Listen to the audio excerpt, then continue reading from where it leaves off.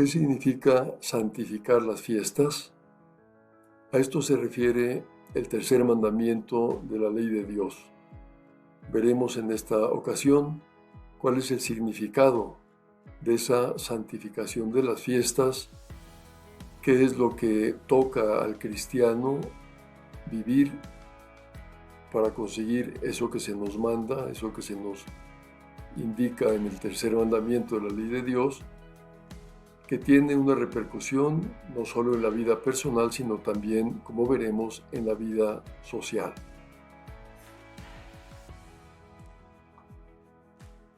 El mandamiento, por tanto, es el tercero y que manda santificar las fiestas. Manda honrar a Dios también con obras de culto, con obras en las cuales se manifiesta el honor de Dios, la alabanza a Dios,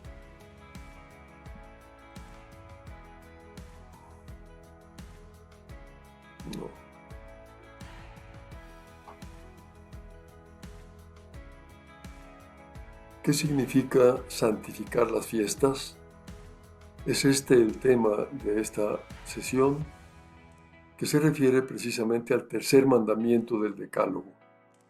Un mandamiento que mira a la gloria de Dios y que es importante entender qué es lo que al cristiano le toca para vivir esta indicación del Señor, que como veremos tiene no solamente una repercusión personal, sino también social. El tema, por tanto, se centrará en el tercer mandamiento. El tercer mandamiento del Decálogo se enuncia así: santificar las fiestas. Manda honrar a Dios también con obras de culto, el domingo y también otros días de fiesta que la Iglesia señala, que han de ser igualmente santificados. En el Antiguo Testamento, Dios estableció que el día séptimo de la semana fuera santo, un día separado y distinto de los demás. Dios mismo descansó en el séptimo día, dejando claro pues que este séptimo día tenía una diferencia con el resto de la semana. El hombre, que está llamado a participar del poder creador de Dios, perfeccionando el mundo por medio de su trabajo, debe también cesar de trabajar el día séptimo. Es decir, que Dios ha creado al hombre para que trabajara y que con su trabajo pudiera perfeccionar el mundo, participando en ese sentido del poder creador de Dios. Y por eso la indicación es que ese día se suspenda el trabajo, el séptimo día, para dedicarlo al culto divino y al descanso. Son los dos aspectos del día domingo o del día de fiesta: el culto a Dios y el descanso del hombre. De este modo, procura el cristiano proteger en su corazón el orden verdadero de la vida de los hijos de Dios. Y esto lo entendemos porque si alguien solo trabajara, podría, si no tuviera como ese reposo, acabar no solamente con un cansancio crónico, sino con el peligro de obsesionarse con esa actividad y no tener cabeza y corazón para pensar en Dios. Por eso el día domingo, el día séptimo, tiene esa finalidad: hacer un parón que permita elevar el corazón, elevar la mente a Dios nuestro Señor y descansar. Por eso el contenido primario de este precepto no es simplemente interrumpir el trabajo. No se trata simplemente de no hacer nada, sino de recordar y celebrar las maravillas obradas por Dios, para darle gracias y alabarle. El significado pleno del mandato del descanso está en esto, en que el hombre participa profundamente del descanso de Dios. Dios descansó, efectivamente, el séptimo día de la creación, y el hombre al descansar está participando de ese descanso divino. Y también del mismo gozo que el Creador experimentó tras la creación, viendo que todo lo que había hecho era muy bueno. Así lo dice el libro del Génesis. Después de que Dios creó todas las cosas, vio que todo lo que había hecho era muy bueno. Pues el hombre está llamado también a disfrutar de la creación. Antes de la venida de Jesucristo, el día séptimo era el sábado. En el Nuevo Testamento, en cambio, es el domingo, el llamado Dies Domini, Día del Señor, porque es el día en que Jesucristo resucitó. Hay aquí pues un cambio. El sábado representaba el final de la creación, el día en que Dios nuestro Señor había descansado. En cambio, el domingo representa el inicio de la nueva creación que ha tenido lugar con la resurrección de Jesús. El sacrificio de la Eucaristía es la fuente y la cumbre de la vida de la Iglesia, dice el Concilio Vaticano II. Por eso, el acto principal que celebramos el domingo, para santificar precisamente ese día, es la Santa Misa, el sacrificio de la Eucaristía, fuente y cumbre de la vida de la Iglesia. Cada fiel el domingo se santifica principalmente con la participación en la Santa Misa. Dice el Papa Francisco, para nosotros cristianos el centro del Día del Señor, el domingo, es la Eucaristía, que significa acción de gracias. Y el día para decir a Dios, gracias Señor por la vida, por tu misericordia, por todos tus dones. Este aspecto pues es central en la celebración del domingo. El acto principal es la participación en la Santa Misa y la disposición de las personas ha de estar orientada al agradecimiento, a dar gracias a Dios. La Iglesia concreta así el tercer mandamiento del Decálogo. En palabras del Catecismo, el domingo y las demás fiestas de precepto, los fieles tienen obligación de participar en la misa. Aquí está pues el mandato, la indicación del tercer mandamiento: participar en la misa, asistir a la Santa Misa. Además del domingo, los principales días de precepto, aunque la autoridad eclesiástica puede suprimir, trasladar o dispensar el precepto en algunos de ellos, por las circunstancias del país o de la región, son los siguientes: Navidad, Epifanía, Ascensión, Santísimo Cuerpo y Sangre de Cristo, Santa María, Madre de Dios, Inmaculada Concepción y Asunción de la Virgen, San José, los santos apóstoles Pedro y Pablo y finalmente todos los santos. Estas son las fiestas que la Iglesia Universal celebra, pero como decía hace un momento, en cada lugar la autoridad eclesiástica puede modificar estas fiestas. Concretamente en México son solamente 4 las fiestas que no coinciden con domingo y que son de obligación: asistir a la misa, participar en la misa, y resulta obligatorio. Concretamente, Santa María, Madre de Dios, el 1 de enero, el Santísimo Cuerpo y Sangre de Cristo, que es variable, la Virgen de Guadalupe, el 12 de diciembre, y la Navidad, el 25 de diciembre. varias de las otras misas, de las otras fiestas, están trasladadas al domingo y otras sencillamente no son obligatorias. El catecismo señala que cumple el precepto de participar en la misa quien asiste a ella donde quiera que se celebre en un rito católico, tanto el día de la fiesta como el día anterior por la tarde. Es decir, que se cumple con el precepto de asistir a la misa desde la víspera. Por la tarde hay que entender que es en torno a la hora canónica de vísperas, es decir, aproximadamente a partir de las 4 de la tarde. De 4 de la tarde en adelante ya vale la misa del día anterior, si es del domingo, pues la del sábado, para cumplir con el precepto. El precepto obliga a los fieles, a no ser que estén excusados por una razón seria, por ejemplo, enfermedad, el cuidado de niños pequeños, o dispensados por su pastor propio, por alguna razón. Los que deliberadamente faltan a esta obligación cometen, dice el catecismo, un pecado grave. O sea, ¿por qué? Pues porque es obligación grave asistir a la misa dominical y a la misa en los días de fiesta señalados.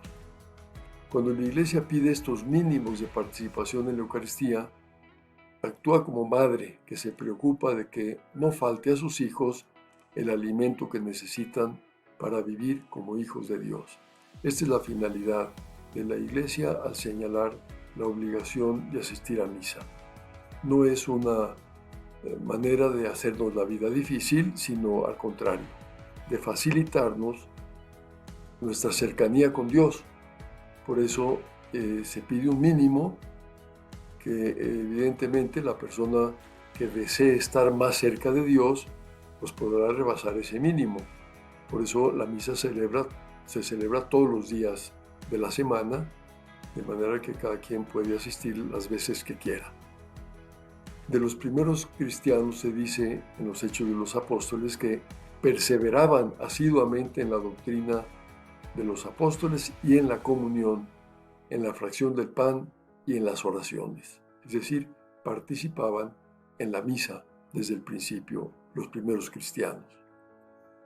La norma de la Iglesia busca precisamente proteger y fomentar esta vitalidad primigenia de la vocación cristiana. Es pues una tradición que se ha mantenido siempre para favorecer a los fieles.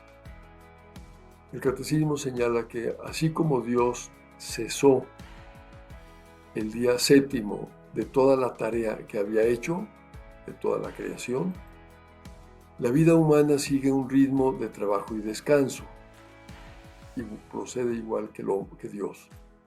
La institución del Día del Señor contribuye a que todos disfruten del tiempo de descanso que les permita cultivar su vida familiar, cultural, social y religiosa. Es decir, que el domingo y los días festivos, además de la participación en la misa, son días de descanso, de un descanso positivo, un descanso para cultivar la vida en familia, para cultivar la vida cultural, social y religiosa. Por eso en los domingos y demás fiestas de precepto los fieles tienen obligación de abstenerse de aquellos trabajos y actividades que impidan dar culto a Dios, gozar de la alegría propia del Día del Señor o disfrutar del debido descanso de la mente y del cuerpo. Es decir, que hay que tomarse en serio este deber de descansar para dar gloria a Dios y también para reponer las propias fuerzas. Se trata de una obligación grave como el precepto de la asistencia a la misa.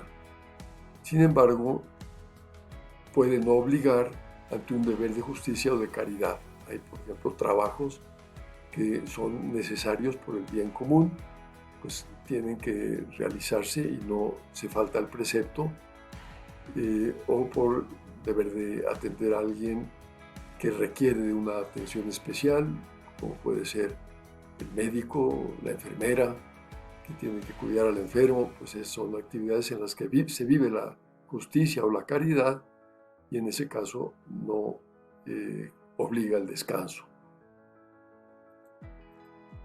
Cada cristiano debe evitar imponer sin necesidad a otro lo que le impediría guardar el día del Señor. Esto se puede pensar, por ejemplo, en el caso de un jefe en el trabajo que no debe imponer trabajar el domingo para respetar precisamente que los empleados puedan acudir a la misa y santificar ese día. Actualmente se encuentra bastante extendida la mentalidad de que la religión es un asunto privado, que no debe tener manifestaciones públicas y sociales. Es parte de la mentalidad laicista, de la mentalidad secularizadora que se ha venido incrementando. En cambio, la doctrina cristiana enseña que el hombre, como dice el Concilio Vaticano II, debe poder profesar libremente la religión en público y en privado. Es un derecho. La ley moral natural prescribe, dice Santo Tomás, dar a Dios un culto exterior, visible, público. Es algo que corresponde a la ley moral natural, a la naturaleza del hombre, que está hecho para alabar a Dios, y eso tiene que manifestarse también externamente. Aunque el culto personal a Dios es ante todo un acto interior, se ha de poder manifestar externamente. Al espíritu humano, dice también Santo Tomás de Aquino, le resulta necesario servirse de las cosas materiales como signos, mediante los cuales sea estimulado a realizar esas acciones espirituales que le unen a Dios. Por lo tanto, el que haya un culto externo que se pueda percibir en la sociedad, pues es algo conveniente y algo que responde a la ley natural. No solo manifestarse externamente, sino también socialmente, es decir, con otras personas. Así lo dice también este documento del Concilio Vaticano II. La misma naturaleza social del hombre exige que pueda profesar su religión de forma comunitaria. Por lo tanto, no es un asunto puramente privado, sino que es algo que ha de manifestarse de forma comunitaria. La dimensión social del hombre reclama que el culto pueda tener expresiones sociales. Se hace injusticia a la persona humana si se le niega el libre ejercicio de la religión en la sociedad. Son también palabras del Vaticano II. La autoridad civil, cuyo fin propio es velar por el bien común temporal, debe reconocer la vida religiosa de los ciudadanos y favorecerla. Es decir, debe respetar la libertad de culto, la libertad de vivir este aspecto de la vida del hombre, su relación con Dios, externamente, socialmente, sin impedirlo. Hay un derecho social y civil, por tanto, a la libertad en materia religiosa. La sociedad y el Estado no deben impedir, sino más bien facilitar y fomentar que cada uno actúe según el dictado de su conciencia. El oponerse a esta posibilidad supondría una arbitrariedad por parte del Estado, tanto en privado como en público, siempre que respeten los justos límites que se derivan de las exigencias del bien común. Evidentemente, si las manifestaciones religiosas en la sociedad pudieran entorpecer la vida de la sociedad, pues eso sí habría que evitarlo, evidentemente.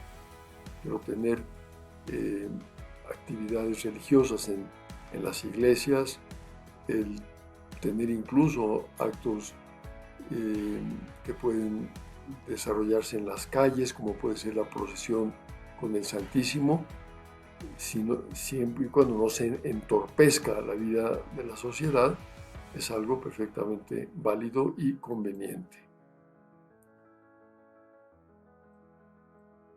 Los cristianos, dice el Catecismo, deben esforzarse por obtener el reconocimiento de los domingos y días de fiesta de la Iglesia como días festivos legales. Es decir, que en la medida de las posibilidades de cada quien, en la medida en que pueda tener influencia en la sociedad o en quienes mandan en esa sociedad, pues hay que intentar que esos días festivos también se reconozcan legalmente para facilitar precisamente su celebración. Deben dar a todos un ejemplo público de oración, de respeto y de alegría, y defender sus tradiciones como una contribución preciosa a la vida espiritual de la sociedad humana. La idea de fondo es que vivir la fe cristiana, la fe católica, y vivirla con obras, de manera que se manifieste hacia los demás y que se viva congruentemente con ella, pues es indudablemente un bien para la sociedad. Tiene una repercusión que favorece positivamente a la sociedad al ejercitarse y vivirse esa fe recibida de Dios.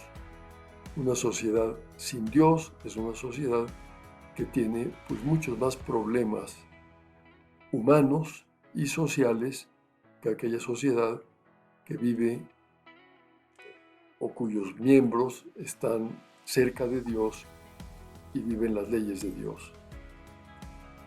San José María, fundador del Opus Dei, dice lo siguiente: esta es tu tarea de ciudadano cristiano, contribuir a que el amor y la libertad de Cristo presidan todas las manifestaciones de la vida moderna, la cultura y la economía, el trabajo y el descanso, la vida de familia y la convivencia social.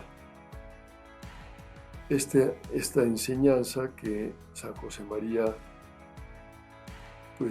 transmitió tantas veces tiene una gran importancia para entender que la vida del cristiano no debe estar recluida en los templos, no es un asunto puramente privado, sino que si hay congruencia en la forma de vivir la fe, pues la vida de fe se tiene que manifestar en la sociedad.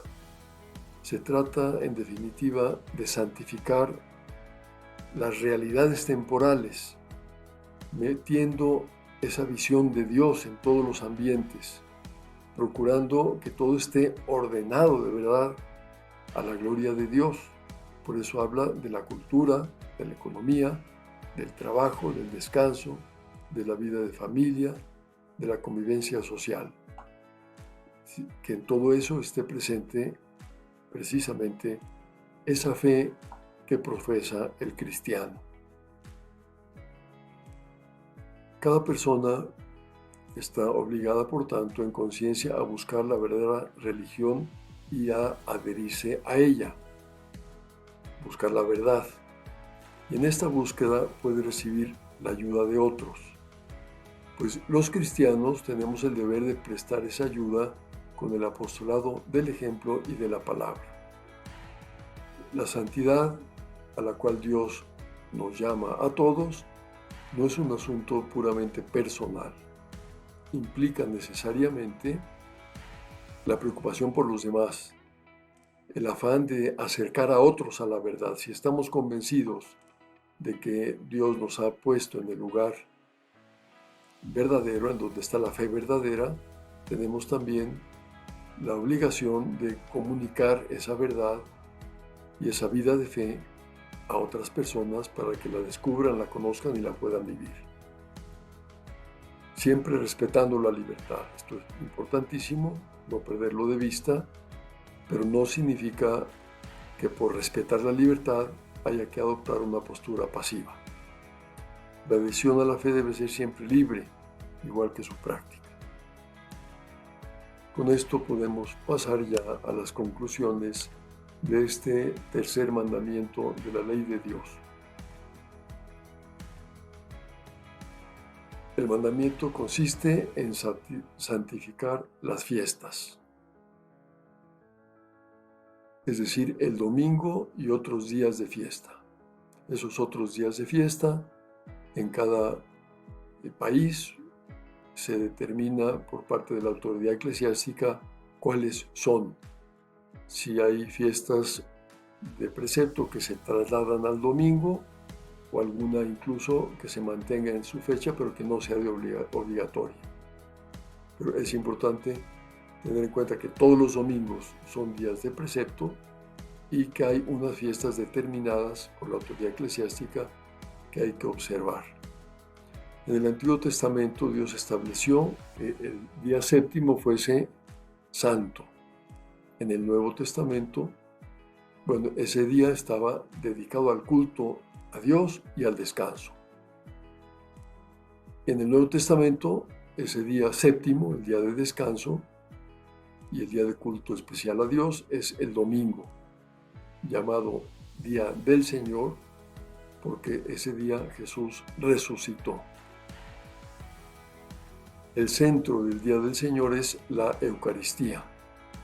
Por eso el acto principal del domingo es la asistencia, la participación en la Santa Misa.